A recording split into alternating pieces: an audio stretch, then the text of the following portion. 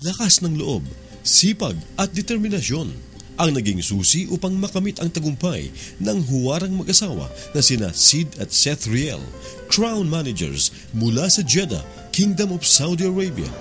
It was a very simple life, no? Like an ordinary, Filipino, sabi nga nila isang kahig, isang tuka, which means as long as makakain ka ng 3 beses sa isang araw, okay na. It was a very simple living, but as time goes by, you realize in your life na you have to improve yung quality of living mo. Dalawang haligi ng pamilya na nagtulong para makamtan ang inaasam-asam na pangarap sa tulong ng matatag na kumpanyang Edmark na nagsilbing ilaw sa kanilang tinatahak na landas tungo sa kaunlaran. Ginamit namin yung produkto, and in the very beginning, talaga ang purpose namin is talagang gumamit lang ng produkto at ibigay namin yun sa mga bata as food supplement. Kasi wala nang vitamins kami nakukuha dito sa Saudi Arabia. Lagi pa kami umorder sa Pilipinas. It's an opportunity for us na i-introduce na sa kanila kung ano talaga yun, kasi nagiging curious sila. And from there is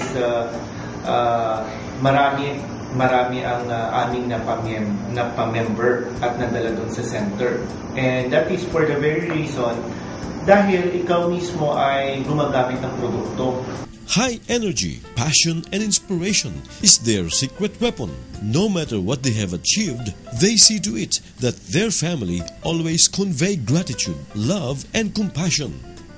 Kahit madaling araw na 1 o'clock in the morning, 2 o'clock in the morning, magpre-present kami ng produkto, mag-MDR kami sa labas.